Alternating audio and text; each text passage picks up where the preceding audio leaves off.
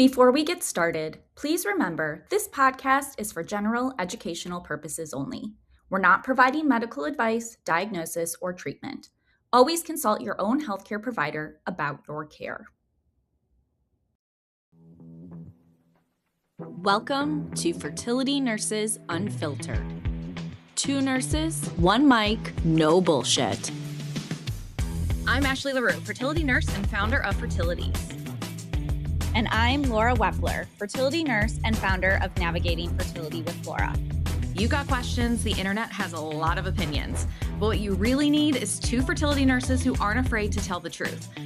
No scripts, no sugarcoating, just honest, evidence-based nurse-to-nurse conversation. So let's get into it. Hey everyone, welcome back to this week's episode of Fertility Nurses Unfiltered. As always, Ashley and I are super excited to be back with you. We are talking about a little bit of a difficult topic today. It's a hard one, but it's why we're doing it. We know, we've had some fun conversations on here, but it's so important to talk about all of the things that affect us in the fertility space. So we're going to be talking about recurrent pregnancy loss, commonly abbreviated as RPL, what causes it, how it's diagnosed, what hope looks like on the other side. And this topic can definitely bring up a lot, whether you're a patient, a partner, or someone caring for patients going through it. So before we start, take a moment. This episode is for whatever size pieces feel right for you. Pause it, come back to it, skip a section if you need to. There's really no wrong way to listen. And if this is a conversation that brings up something heavier than you expected, please reach out to a qualified mental health professional. Or if you're in crisis, call or text the 988 Suicide and Crisis Lifeline. You do not have to carry this alone. But our guest today is uniquely equipped to guide us through this. Dr. Vasiliki Moragianni is a double board certified reproductive endocrinologist and the medical director of the Johns Hopkins Fertility Center, where she also founded and directs the Recurrent Pregnancy Loss Center. She's an associate professor of gynecology and obstetrics at Johns Hopkins, and with more than 15 years in practice, she's counseled thousands of patients through some of the hardest moments in their fertility journey, combining rigorous evidence-based medicine with genuine compassion at the bedside. Dr. Moragianni trained at Cornell, Georgetown, Drexel, and Harvard Boston IVF, and she's exactly the voice that we wanted for this important topic. So welcome, Dr. Moragianni. Thank you so much for joining us today. It's my absolute pleasure. Thank you for having me on. I absolutely love the introduction. This is one of the many difficult topics that our patients or listeners may have to deal with or may have a loved one that is dealing with. And you definitely don't have to take it all in at one time. Just listen or take the information that is important to you and that you can process at this time. And the 2 words I loved the most for your introduction were hope and help. You're not doing this alone. We're all here. You have a huge village of people supporting you through this. And there is definitely a lot of hope. I know it, and I tell all my patients, it is very difficult for you to see this at this time. And you probably don't even believe me when I tell you, but this is founded on very strong data that there is hope even on the other end of the rainbow. Absolutely. That was wonderfully said. I would love for you to just start off today by giving our listeners, we obviously gave you an introduction, but would love in your own words to kind of introduce yourself, how you got started in this field and, tell us a little bit about, your work at Johns Hopkins in the Recurrent Pregnancy Loss Center. Absolutely. So how I went into medicine, I can't exactly remember. Maybe my parents encouraged me from a very young age, and then there's nothing else I can imagine myself doing. So it kind of was natural in a sense. And then why infertility, I discovered it pretty early as a field, pretty early in medical school, and I immediately fell in love with it. How you get to be a part of someone's difficult, but also hopefully very happy in the end moments. You help individuals build the family of their dreams. That to me is, again, I can't imagine doing anything else. Unfortunately, I've noticed through my many years of doing this that clearly, this is not always a smooth road. There is a lot of bumps on the road, and some of those bumps include pregnancy loss, which is never easy in any form that, in any shape or form that it takes for any individual or couple, because it is loss, right? You are losing control, you are losing something you had hoped for, you are losing what you planned to see unfold in front of you in your life. And there's also recurrent pregnancy loss, or recurrent pregnancy loss, unfortunately kind of falls in between a couple of dif- um, subspecialties in OBGYN. So some of us may think that a general OBGYN can see you, which is certainly true. Some of us may think, oh, maternal fetal medicine or high risk obstetrics or MFM can see you, which is also very true. And some of us think that REI, or my specialty, reproductive endocrinology and infertility, should be seeing these patients, and that's also true. But because unfortunately patients going through this, they're dealing again with the pain of their loss, and also the uncertainty of, I don't know who is going to see you, or what, who I should refer you to. Um, and also because it is not a one size fits all, and B, it is not an issue that concerns only one specialty or one part of that individual's or that couple's health.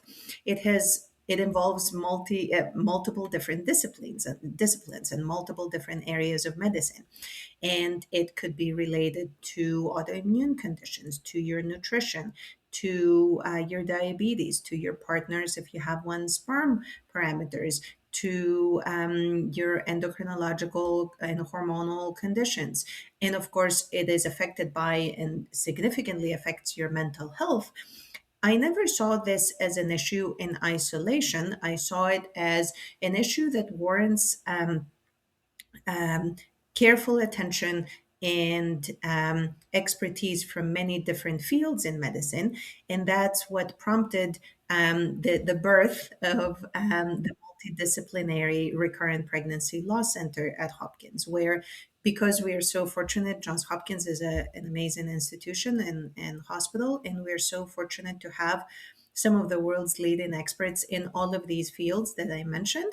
I'm hoping, what I've been trying to provide to patients is kind of putting all of our minds together as we try to figure out what are the different pieces of the puzzle, what is affecting your particular clinical picture, and how can we best help you understand, in some cases, why RPL has been happening, and more importantly, how we can improve our chances moving forward.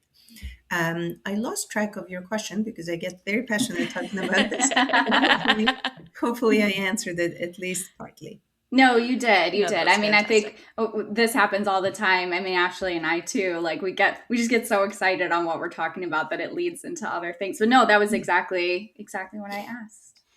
Yeah, I love that you all are doing the interdisciplinary approach. I think this is something we've talked about on the podcast a lot and is somewhat missing in a lot of healthcare in general, right? I think we could talk about that. That could be a topic of itself. But I love that this approach is happening, that this approach is available to people, because Mhm. it is really, it's not just one, it's a bigger piece of the puzzle that's going on for this individual or couple.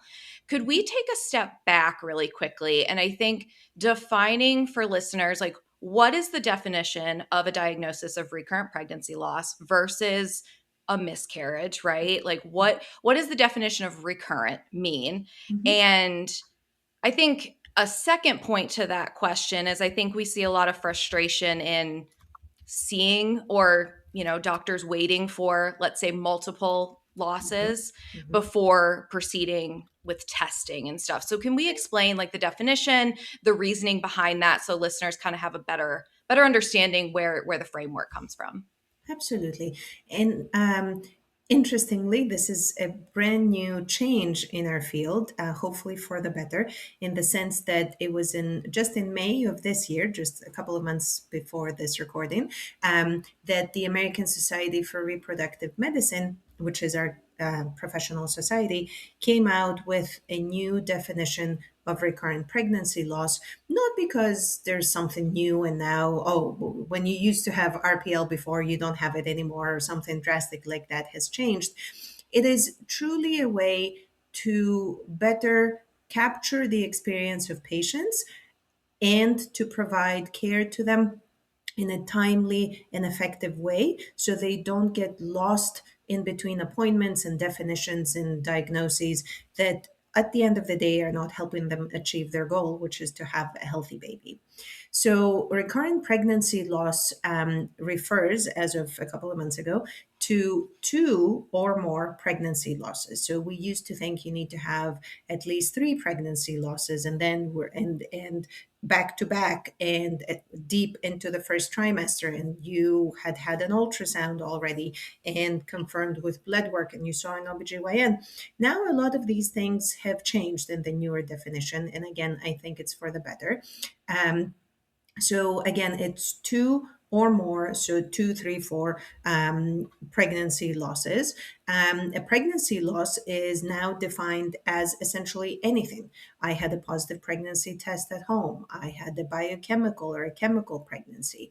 I had a first trimester pregnancy. I saw I made it to the point of an ultrasound. I saw a heartbeat on the ultrasound. It was no longer there. I never made it to the ultrasound. I was just checked with blood work. It doesn't matter if there's any evidence of yours or ours, meaning medically or on the patient, that there was a pregnancy and the pregnancy was lost. That qualifies as a pregnancy loss, and two or more of those, any kind of loss, consecutive or not, which is also an important distinction. It's important to note, not including ectopic pregnancies or another category called molar pregnancies. Um, it's then that meets the definition of RPL or recurrent pregnancy loss. Um, and I think, again, that is a very useful change in the sense that we used to, and I used to have, our society was always a little bit more forward thinking in terms of that definition and left the door more open than some other professional societies. And I used to, even before this change, tell my patients, I know you've had two losses, and I wouldn't even say you've had only two losses, because any pregnancy loss is more than anybody should ever have. But you've had two pregnancy losses. I can either wait for you to have a third and do an evaluation, or do it now. And to me, this is so inhumane and against the nature of everything we do in reproductive medicine. So the fact that this door now opens to officially have the diagnosis and have access to care and coverage of services is extremely important. That being said, of course, we're going to end up evaluating patients where there isn't. These were two random, unrelated events. But at least we're asking the questions early enough if it makes sense to the patient sitting in front of us. Thank you. Yeah, I'm glad to see that change. Number one, that it's not considered consecutive, because I think we've definitely all had patients who have had a loss, had a pregnancy, and had another loss, and then are not considered, or weren't considered, recurrent pregnancy loss. Can you talk a little bit about, once you have a patient then who comes in to see you and they've had, two losses, we're, officially calling them recurrent pregnancy losses, what is the evaluation look like for a patient? And what, I guess this is kind of a double-sided question, but then what happens if nothing comes back? We can't find a cause. Okay, so in terms of the evaluation, a thorough evaluation, and typically patients, when they end up seeing a fertility doctor, they have a little bit more time due to the scheduling and the structure of these practices typically compared to a general OBGYN. And of course, our OBGYN colleagues are fantastic and working so extremely hard. So sometimes they may not have 45 minutes or a full hour to spend with a patient discussing the nuances of their history. But typically in the setting of a fertility practice, that's more likely to happen. So when meeting with a patient with a history of pregnancy losses, we start with a very detailed history of the individual, their partner, if they have one, and so themselves, their families, reproductively, how has everything unfolded up until this point? Trying to understand what were the specific circumstances of each one of their losses, the chronology of things, or each one of their pregnancies, really. So the chronology of things, what was the outcome, when were things diagnosed, any complications, any other complicating factors resulting from previous deliveries, maybe, and their present health condition, as well as any previous conditions, surgeries, medications, any reactions, significant reactions. And again, also extending to family history, because there can be some useful nuggets in there as well. And following that, and it's not a cookie cutter approach. Every RPL patient that comes into the clinic, they get this set of labs, and then we go from there. It's tailored. Yes, there's some things that make sense to check for most patients, but then the rest of the evaluation is tailored to that specific person sitting in my office. Where, depending on their personal and family history, again, and specifically their obstetrical history, we can tailor and direct the evaluation to a specific thought process, or evaluation.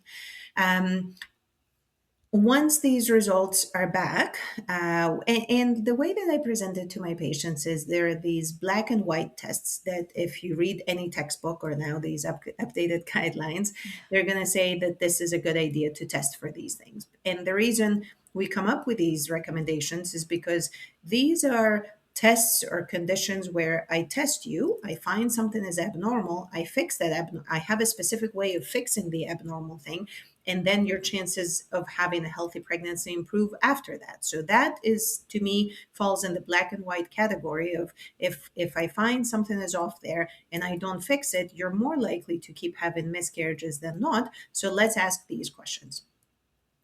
And then there is a little bit of a gray area, or a huge gray area in the context of RPL, which is, I am pretty sure we all agree as a medical community that there is something real there. For example, autoimmune conditions fall in that category. However, we don't have the best tests for diagnosing accurately, nor do we have the best treatments if something doesn't fit perfectly. And depending again on what I have gathered about the history of that individual or couple, and of course what their wishes are, where they stand emotionally, financially in the whole process, we decide together which ones of these gray area tests or evaluations we want to explore further. And it also doesn't all have to happen at the same time. We can start with a more standard approach, and if nothing comes back positive there or abnormal, then we can start exploring some of these more secondary questions. And then when the results come back, we sit down again with the individuals who experience the pregnancy losses, and we go over the tests in detail. And then we talk about, did the tests identify any kind of abnormality that we can then correct and thus improve your chances moving forward? Or is this a very, very common, but probably not very appropriately named, unexplained case of unexplained recurrent pregnancy loss? And I know we have the same nomenclature in infertility as well, of unexplained infertility. And since we now are in the business of changing names, we changed PCOS to PMOS. I'm hoping we're going to soon change unexplained to something that doesn't sound so X-filish. And it's more like we did all the tests and all the things are there and working, which is a positive. It's just that there might be something else that our current tests cannot completely evaluate, but that it's actually a good thing, more so than what the term unexplained alone Yeah. would have you Yeah. believe. So more than half of the cases of RPL are unexplained, which truly is more a demonstration of how incomplete our tools are in evaluating possible reasons rather than truly there's no explanation. And of course, we all know that, or we can all imagine that when somebody has had maybe, as you mentioned before, the example of a pregnancy loss, a delivery, a pregnancy loss versus somebody who has had 10 consecutive pregnancy losses, there may be, even though they both come back with a normal evaluation, unexplained doesn't mean the same in both of these cases. It's possible, much more likely, that there is an underlying cause that I don't know how to test you for or treat you for in the latter case than not. Um, and that's where there is continuous development in the area of both testing and treating RPL. And a lot of it is also the I see you to these patients. You don't have to keep looking for a provider, a physician who's willing to see you. You don't even know what specialty you need to be talking to.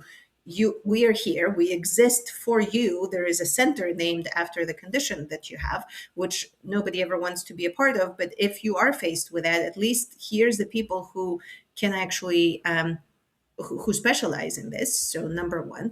Number two, we have taken a very um, uh, intentional, clear approach to ask a lot of the significant questions, the important questions, for both you and your partner, if you have one.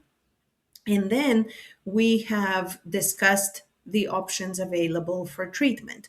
Um, and it may not be that in some of the options available could be you continue to try because we have not identified something that would increase your risk of having another loss. Or to have an increased risk of another loss, because we can never exclude the possibility of pregnancy loss for any human. But at least there isn't something that will cause you to keep having this pattern of losses that you've been having. Um, and I think that support and that understanding and that meaningful and again targeted evaluation can be very useful for patients, because we may not have all the answers at all times, but at least we're being methodical and we are not ignoring your experience, and we are asking questions and formulating a path together that makes sense medically speaking and to you and your partner. Yeah, no, absolutely. Can you speak a little bit to the prevalence of recurrent pregnancy loss? I mean, obviously, you have a whole center named after it, so it's Mhm. very common. I think a lot of people that do navigate that feel very isolated and very alone. They're not Yeah. talking about it, right? Like most people aren't, going on places and talking about it and Mhm. bringing it up Yeah. for a variety of different reasons. So it does feel very isolating, but to have a whole center named after it, to have an integrative team that specifically focuses on it, Mhm. it is very prevalent. And I think having some numbers around it may make people feel just a little less alone. So could you Yeah. speak to the general prevalence, but then also, you mentioned, unexplained recurrent pregnancy loss is about 50% of cases, which I'm Mhm. assuming is probably the number one that you're seeing. But Mhm. you briefly mentioned some of these other factors. Like what kind of comes next? What are you seeing more? Is it genetic? Is it uterine? Is it endocrine, clotting factors, male factor? Kind of break that down a little bit for people too. Yeah, absolutely. So, yes, it's very important to understand the magnitude of the problem, right? So, pregnancy loss in and of itself or a miscarriage affects about 15 to 25%. So maybe 1 in 4 pregnancies will end in a loss, right? But then recurrent pregnancy loss, meaning two or more. And keep in mind, this definition changed recently. So it's possible we're pulling data from when we used to define it as three or more, Right. meaning the prevalence is probably higher than we appreciate currently, is about 1 to 5% of couples. will experience RPL. So that's not a huge number, but it's also not a negligible number by any means. And for sure, anything that affects 1 to 5% of individuals attempting, in a specific category, meaning in the category of attempting or not to conceive, is a significant number. And you're definitely not alone, because, if you were the only person on earth dealing with this, we wouldn't have a dedicated center for your condition. So it's it's definitely something that happens more frequently than one realizes, as you mentioned. And my patients unfortunately realize this frequently. Nobody around them has ever had pregnancy loss until they experience pregnancy loss. They share it, and everybody's like, "Oh, yeah, I had a loss or 2 or 3 before," because of course, as you were saying in the very beginning with the introduction, it's people process this in different chunks or different pieces, right? And maybe I've been through it and I never want to talk about it because it's so painful. I'm trying to forget it, or put it behind me, as I have now built my family that I wanted. Maybe it's something that I only talk to close friends or relatives with, and I'm not going to bring it up at Thanksgiving or Christmas dinner and say, "Hey, by the way, we just lost a baby. Yay, congrats!" Right? It's not something people talk about, unless you open that tiny little door, and then so many more people are willing to share. So it's definitely something that's out there, and affects a lot of people. So you're definitely not alone, both in the sense that you're not the only person this is happening to, and you're not alone because we got you. We are here to help you through this. With regards to other reasons behind unexplained, so the most common reason that any pregnancy will not continue to term is a chromosomal abnormality with that particular pregnancy. Meaning when the egg and the sperm got together and they became an embryo, that embryo, for whatever reason, did not have a normal complement of chromosomes. And I make that distinction because that's the most common reason why a pregnancy will not continue to term, meaning there will be pregnancy loss or miscarriage. And when we talk about chromosomes and genes, I know it gets very convoluted, but there's um, another way that chromosomes can play a role here.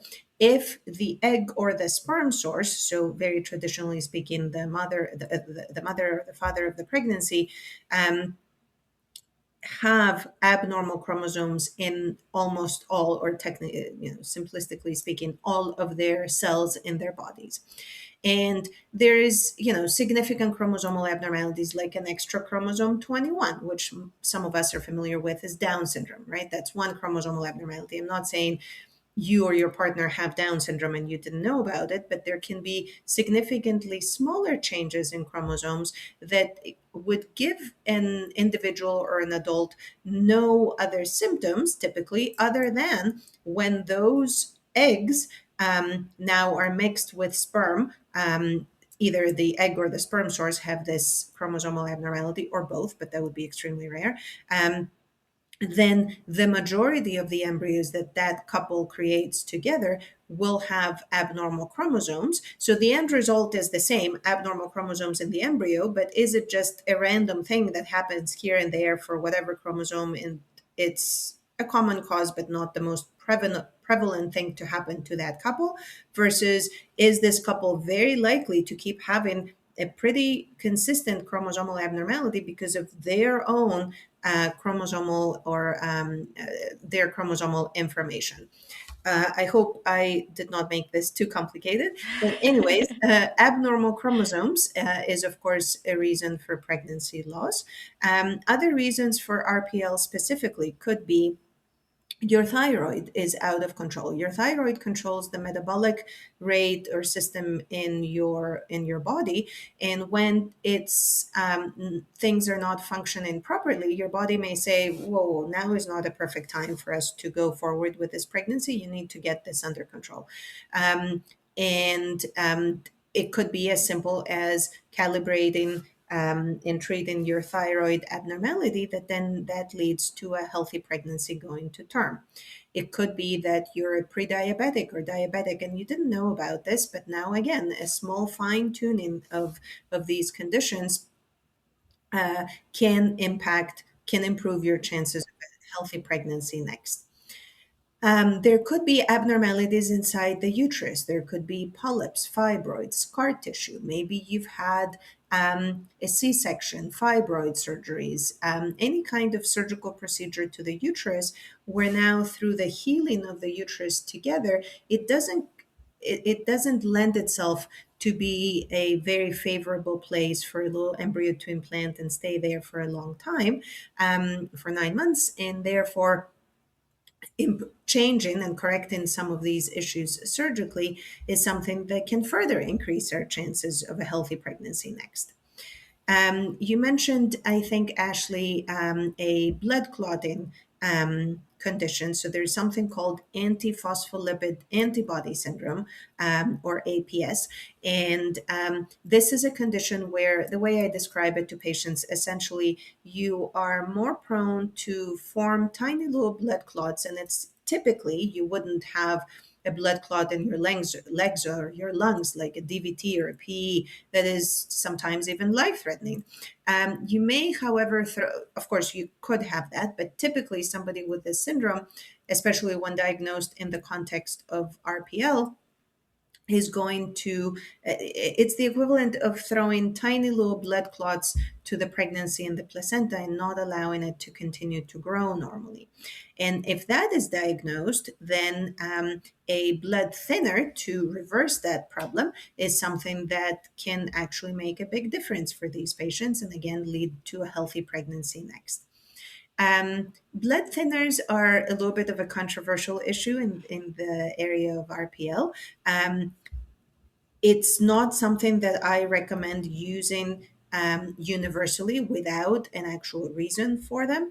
And by that, I'm referring to things like Lovenox, so injections to thin your blood. There is a lighter version of that with baby aspirin, or the 81 milligrams of aspirin, where the evidence is definitely not strong, but because of the risks associated being significantly lower, it's something that most of us would likely recommend for most patients with RPL to improve our chances. But I would not do the same, meaning universally recommend Lovenox for everyone who's had RPL, because there's significant risks associated with that if it's not absolutely indicated, such as in the case of having this APS or antiphospholipid syndrome that I was talking about. I think these were the major ones. Yes, and I alluded to the abnormal chromosomes of the either the egg source or the sperm source. And of course, it's also possible that there is a either, I forgot to mention in the uterine category, so the uterus could also have something called chronic endometritis, not to be confused with endometriosis. It's not the same thing at all. They both happen to have the same Greek root uh, for the word uterus. That's my little plug to my people. But that being said, that's something that we can test for with an endometrial sampling of the uterine lining and see if it's there and treat it with antibiotics. And of course, in general, it's not a bad idea. So RPL and infertility don't always go hand in hand. There's patients who have difficulty getting pregnant, and when they do eventually get pregnant, they lose the pregnancy. And there's individuals who have no difficulty conceiving. Every month they try, they get pregnant, but unfortunately they keep losing the pregnancies. So in the setting of infertility, it's also a very good idea to ask questions about egg reserve, fallopian tubes, semen parameters, DNA. I think you alluded to that too, Ashley. DNA fragmentation, or essentially the breakdown of the DNA in the sperm cells. And is that happening at a higher rate than we like to see? And is that in any way associated with the history of RPL in that couple? So again, it's not that everybody who comes into the office, I read the abbreviation RPL and I order this set of labs. It is tailored to Yeah. what we discuss in terms of their previous history, family history, and also what their goals and wishes are moving forward, what they are comfortable with, what makes sense to them, and how they prefer to approach this challenging situation. Now that was a great overview Yeah. of many of the different reasons that we may see someone having recurrent losses. And Mhm. certainly going back to that initial number of, in 50% of cases it's unexplained. And I'd love to talk a little bit about some of the other, testing or treatment that maybe some of us are seeing employed, by different practices. Like, back when I started working in the fertility space, we were doing natural killer cell Mhm. testing, and then we were treating with intralipids. I see still today a lot of IVIG used. I see there's I think a lot now being done around like the microbiome of the uterine environment. So I Mhm. would love to talk a little bit about those and like what the evidence actually shows with those treatments. How much of it is just we don't have the tools and these are things that we can do, so why not? Mhm. But of course some of these are also very expensive treatments Yeah. when you talk about IVIG and intralipids. Mhm. Mhm. That's an excellent question, and obviously one that is in the mind of a lot of patients and all of us as a medical community dealing with RPL.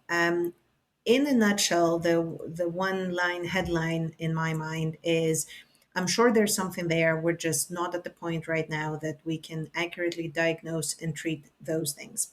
Um, in a large scale for all patients with RPL. So I think very few of us would deny that there must be some association between the autoimmune component, between the microbiome, as you mentioned, of the uterus and the urogenital tract, and possibly some association with autoimmunity or antibodies from the partner as well. And what is it that, but again, where the difficulty then lies is that we don't have clear studies on these associations. Does this thing cause that? And keep in mind, I'm sure you guys are very aware of association versus causation. So if I Mhm. say that, everybody who wore a blue shirt on the day of their transfer conceived, that's an association. It doesn't mean that blue t-shirts cause positive pregnancy test results, right? It means that there is an association. One thing happens at the same time as another thing, but it doesn't mean that one thing causes the other.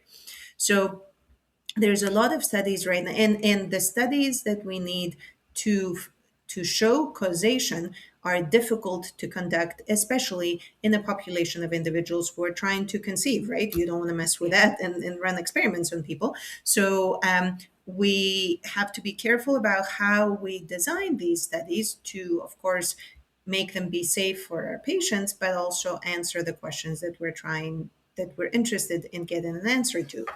Um, and we have studies that show association. There's studies that show no association, but we don't have fantastic studies in large volumes, or large numbers of patients showing a direct causation. So one thing causing another. Another element of this is that we don't have perfect ways to diagnose this because we don't understand it that well. And ultimately, this is what it is, it's a lack of understanding on our part, right? Because we don't have all the data. So, if we can't accurately diagnose, or we don't know, I am using this threshold, you're using that threshold, we're not even exactly speaking the same language when we're describing these issues. And then in response to that, I don't know how to adequately treat them. And if I treat them, do I know that this is making a difference, right? Because if at the end of the day, if I treat you for something, but this doesn't help you achieve a healthy pregnancy and your chance is the same as if you never had treatment, then what have I done for you? I haven't really helped you. So it's more of a philosophical question of, we don't have all the answers. We don't have great tests that show or great evidence that shows a causative relationship. This thing causes that thing. And when I fix it, this is how I diagnose it. And when I fix it, it doesn't cause that thing anymore.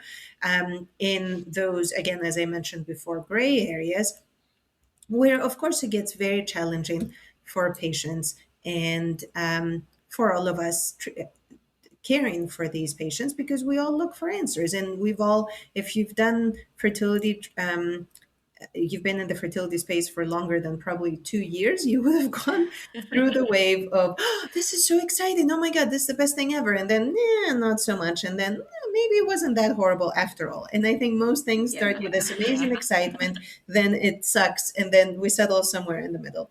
Um, and, So true.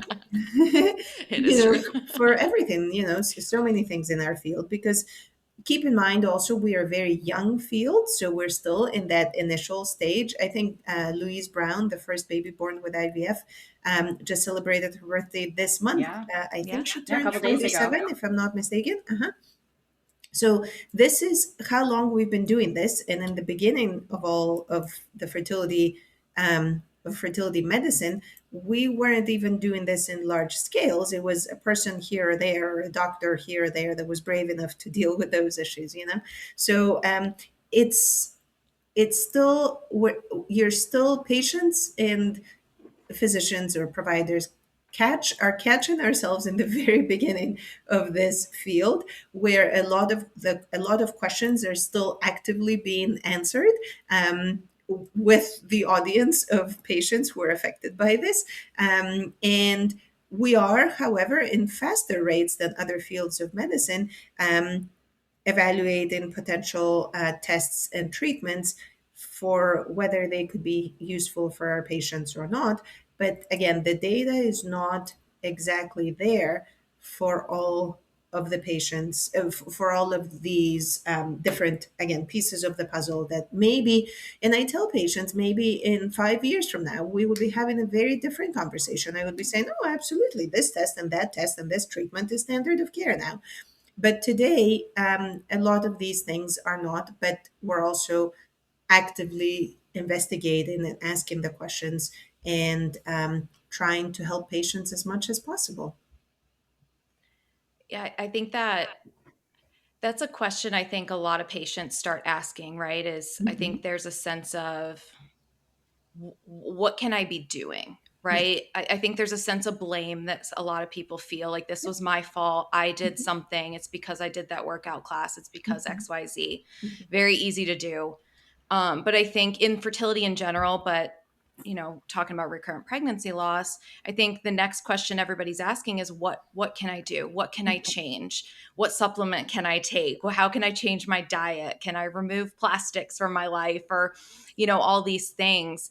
How do you, I guess, navigate those type of conversations? And I guess giving people, if they were going to ask that question, what are the best things that they can be doing? There is no guarantee. You already said that, right? There's no way for us to guarantee, but is Sure. to give people a sense of control. What are the best things that are evidence-based that can support and help? Mhm. Mhm. Sure, that's a very important question. And of course, as you guys know, probably the most common question in people's minds, because um, typically these are young, professional, successful, full of life people that this is happening to, and they are used to having control over everything, most other things in their lives, and they're trying to gain control of that as well. And who doesn't want to have control of their own body and their own health? Right. um, Mhm. but at the same time, it is very important to understand, and it's difficult to understand, but once this really settles in, it takes hopefully a lot of that pressure off, or that weight off people's shoulders, that there is very little you can do to harm a pregnancy within reason.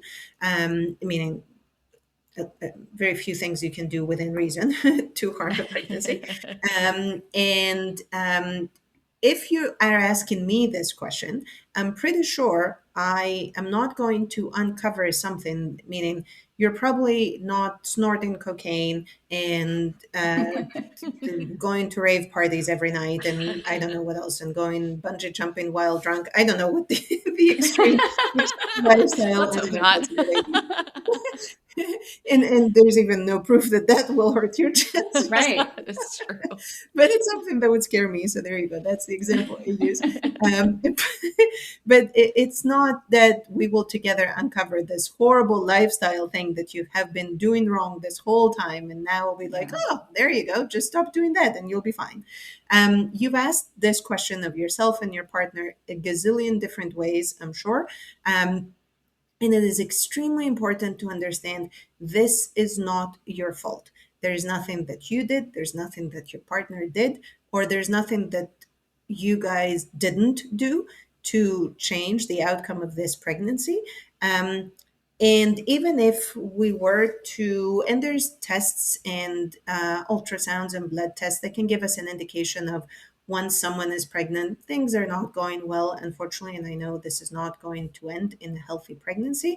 Even at that point, as you said it in your introduction, double board certified expert, there's nothing I can do to change the outcome of the pregnancy. I cannot Yeah. say, oh, yep, take this pill now, and this will not be a pregnancy loss. We rescued it, right? Unfortunately, Yeah. we just have to sit there and watch this happen and support you through it. So it's not that you are doing something wrong. You didn't take the right vitamin, you drank too much, you had an extra cup of coffee, you didn't work out, or you did work out, and that's what caused this. This is extremely important to understand, very difficult to come to terms with because it's the one thing they have control over, right? Yeah. Um, and at the same time, of course, using common sense, meaning taking a prenatal vitamin with folic acid and choline, living a balanced and healthy lifestyle for both partners.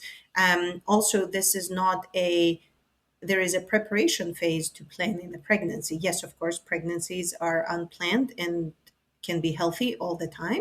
But especially if you have experienced pregnancy loss, it's a good idea to work on these things long term, more so than um, I smoke every single day, but I'm going to stop on cycle day 11 as I'm about to ovulate and everything will be fine. There is, Yeah. and same goes to, I'm referring to both partners actually. Yeah. So, or I use marijuana every day, but then for a week before I'm about to be sexually active with my partner, I will stop and everything will be fine. This is more of a long-term preparation for this marathon that is the attempt to conceive. And some people finish the marathon very quickly and very successfully. For other people, it drags longer. And that's why we need to be prepared. But again, it's this balance of, if you want to have that extra piece of cake, because not every single day, but when you go, every once in a while, excuse me, absolutely fine. If you are stressed all the time, is this helping? Of course not. But I wouldn't put the emphasis on I shouldn't be stressed so I can get pregnant, because that's even more stressful.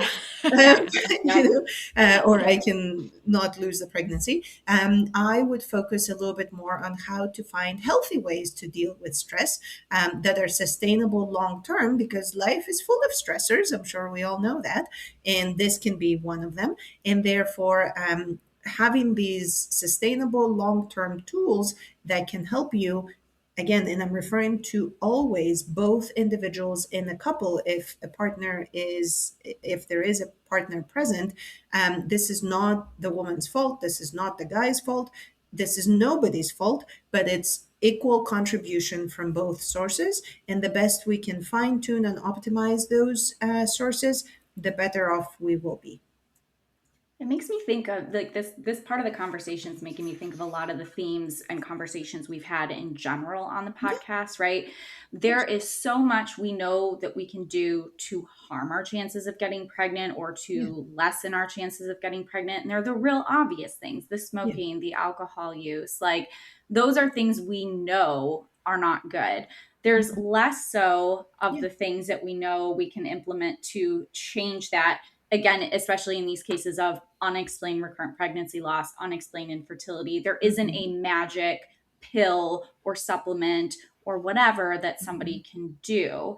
And I always, kind of hitting home on the point again on recurrent pregnancy loss or pregnancy loss in general not being your fault, is that I don't think there would be any sort of debate out there at all about abortion and terminations of pregnancy if it was that easy to do something to lose a pregnancy. It's not. We don't have that much power in Mhm, this mhm, aside from the mhm. super obvious things, right? Yeah, yeah. And then I And think about, yeah, I'm glad you brought that up. It's so important to understand, right?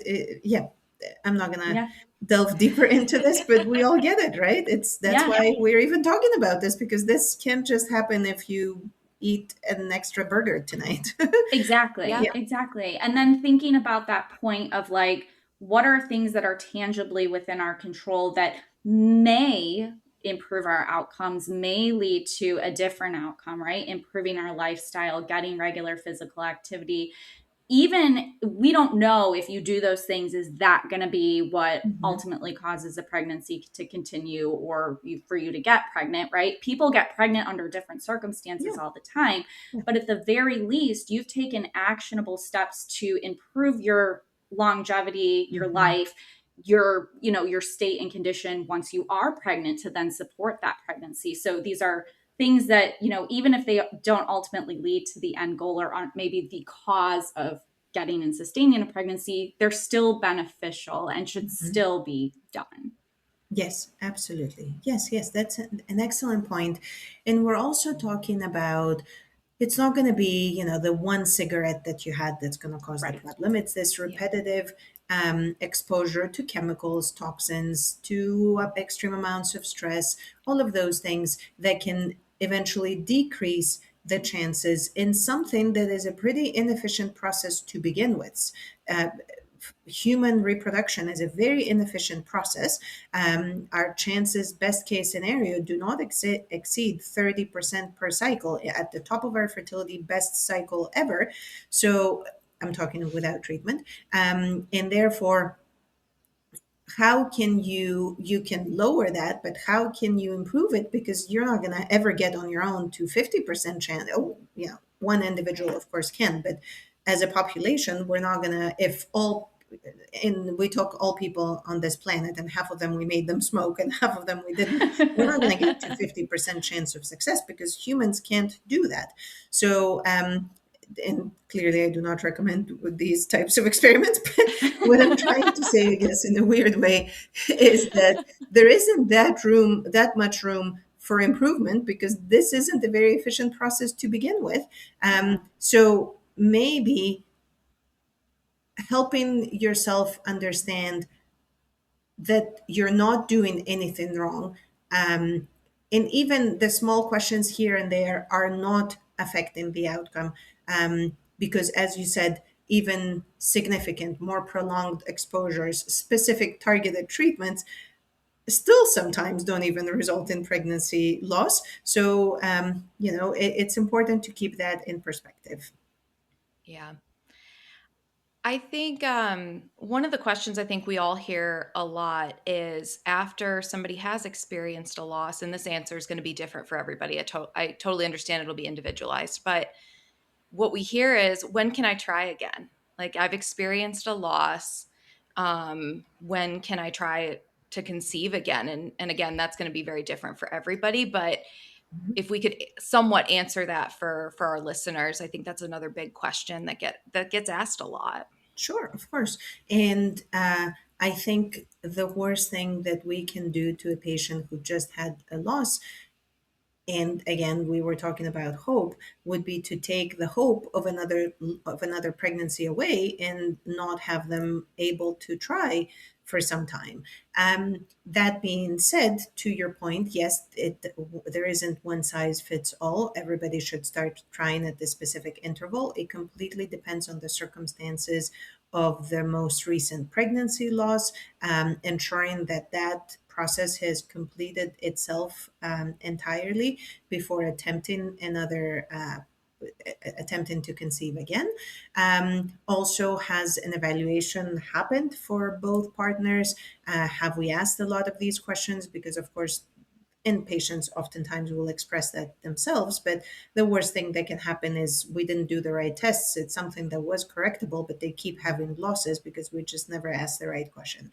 Um, So it completely depends. But if, let's say, this is your first pregnancy loss, and in some way or another we have followed the hormone levels down to negative, you have had the procedure, you took medications, you passed everything on your own, and now the pregnancy is completely resolved, I typically recommend to patients, and some of it is kind of arbitrary, there isn't super strong evidence behind the exact timing of this, but most of us would recommend that you wait a month, a cycle out, and then you attempt again. And it also depends on, again, the circumstances of that loss, how far along you were, what were the circumstances of it, what kind of treatment, if any, you had for it, to dictate at least the recommendations of when is a safe and appropriate time to attempt again.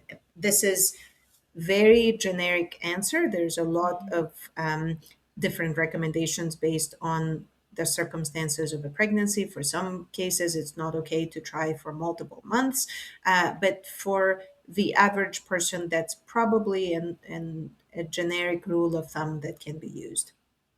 Yeah.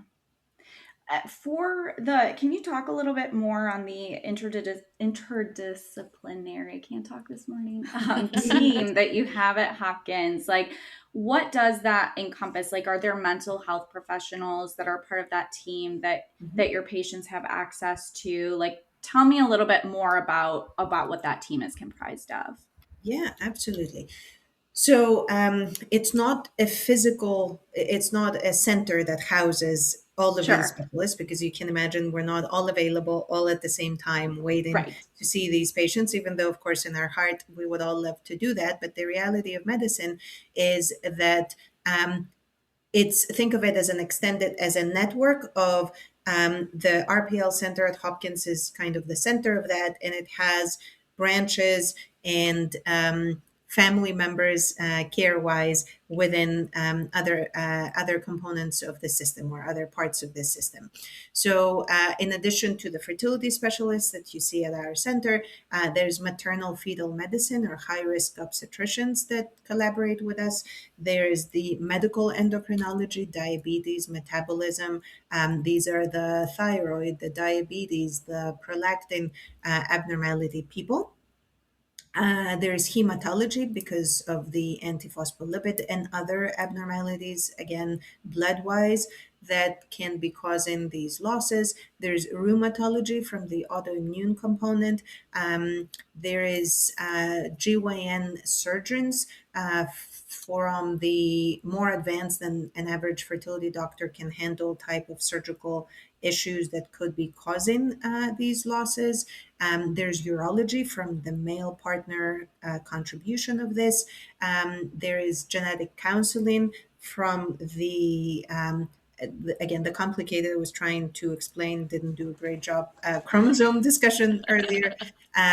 Healthy weight management in collaboration with endocrinology, if this is something that is playing a factor as well. And absolutely, if I could rate them in order of importance, it would be number one, mental health and psychological support for these patients. And I'm not saying clearly it is in your head, I'm saying it is in your body, but your head is also dealing with it. And it is Yeah. very difficult to come to terms with. It is repetitive trauma. It is a very traumatic experience, and it's something that it's not ideal that you and your partner support each other through, meaning that this is your only source of support, because you're both going through this traumatic experience too.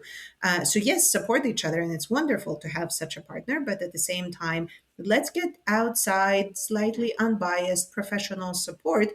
And we work with individuals who specifically who specialize on loss, um, in grief and fertility issues, and that's what they do day in and day out, and they know how to have the conversations. They know you don't have to explain the medicine to them.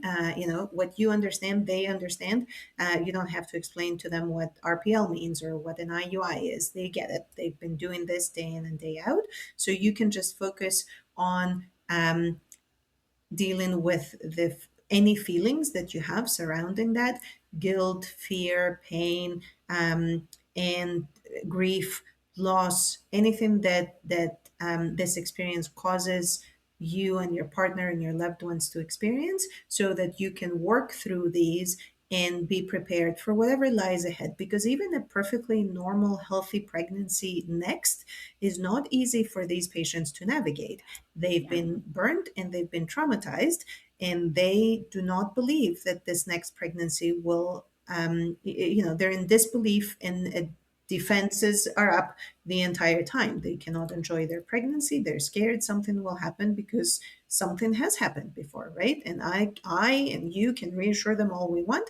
Um, but sometimes it is very difficult, and putting in that work with mental health support to be in a better space when, not if, when that next normal pregnancy will happen, is very important, because who wouldn't want to enjoy their pregnancy if they can, from an emotional standpoint, and hopefully be as prepared as possible once the baby gets here, so they can care for the baby, care for themselves, and be as healthy parents as they can be.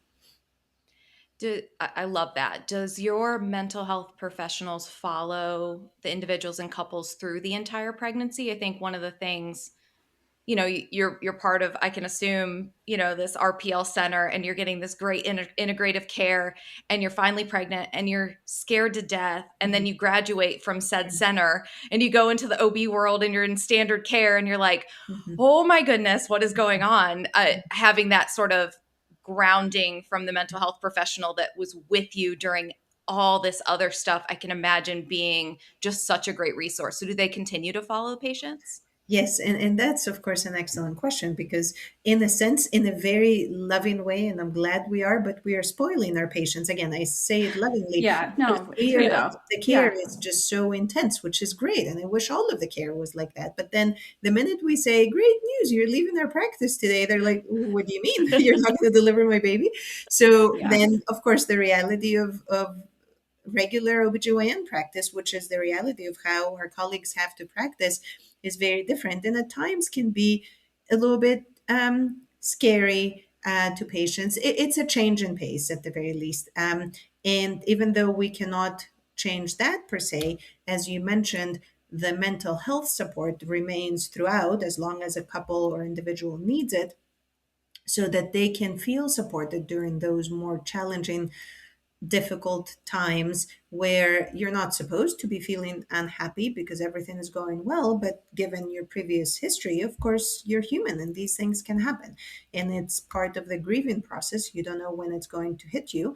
And our support system can help you through that as well if you have that need.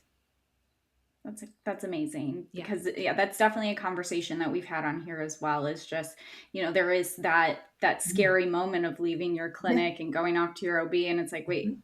I'm not going to get an ultrasound for another month and a half, That's or right. you're not going to see me.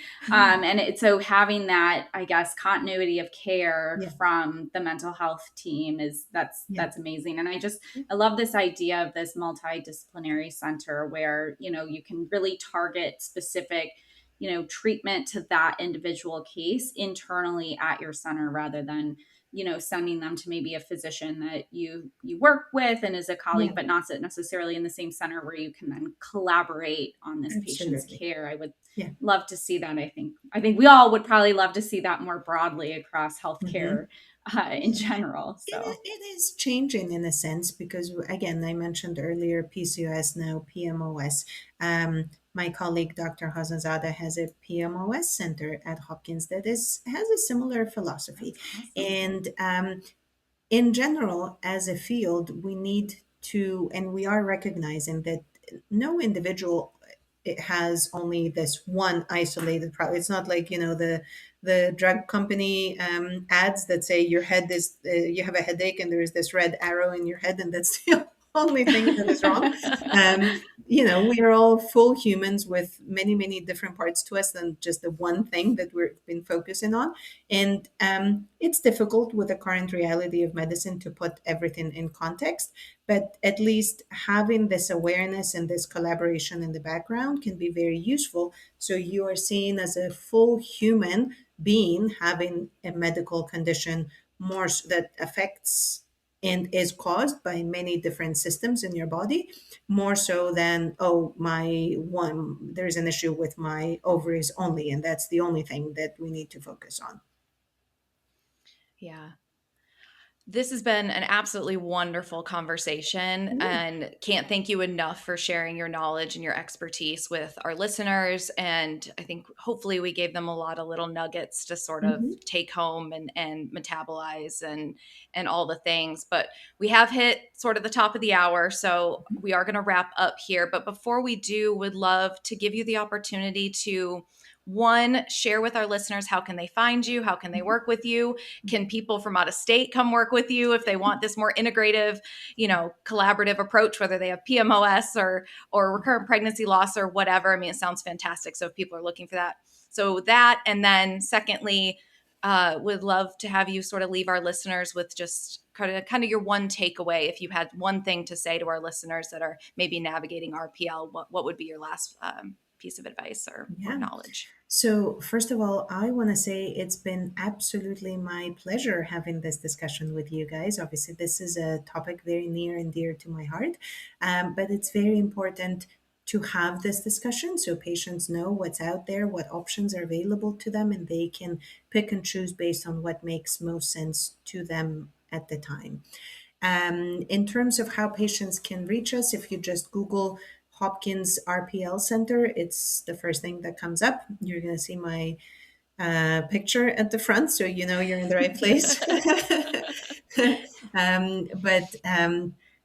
I try to have a little bit of a presence, nothing impressive on social media. I am on Instagram at Dr. Moragianni Fertility. I'm also on Facebook and LinkedIn. And you can call our center to make an appointment. There's a number right in the middle of the website. In terms of the one thing I would leave your listeners with is, I know it is very difficult to believe me, but I'm not just imagining these numbers. We actually know based on data and well-designed studies that there is hope, meaning the fact that you may have had more than 2, 3, 4, 5 pregnancy losses in the past doesn't mean you will not have a successful outcome or a healthy pregnancy in the future. The odds are actually, or the chances are higher than 50% that your next pregnancy will go to term and be a healthy baby and a healthy pregnancy. So keep that in mind. Also, as we said already, you're not alone. This happens a lot more than people are probably willing to talk about, but we're willing to talk about it and help you through this. And we're just a phone call away. Amazing. Awesome. Well, thank you so much, Dr. Moragianni, for taking time with us again. And for our listeners out there, as always, please, like, subscribe, email us, DM us on Instagram. Like, what do you want us to talk about next? If you do have questions about this episode or questions for Dr. Moragianni, please go ahead and send those our way. We will make sure to get them to her. But we will leave you with that this week, and we will see you next time. See you next time. Bye, everyone. Thank you. If this conversation resonated, like, comment, or subscribe, share, send us your questions. Nothing is off limits. And wherever you are in your journey, know this: you deserve support that's real and human. Never forget to ask your questions, advocate louder, and remember, you're not crazy. Fertility is hard. That's it for today's episode of Fertility Nurses Unfiltered. Thanks for spending your time with us today. We'll see you next time.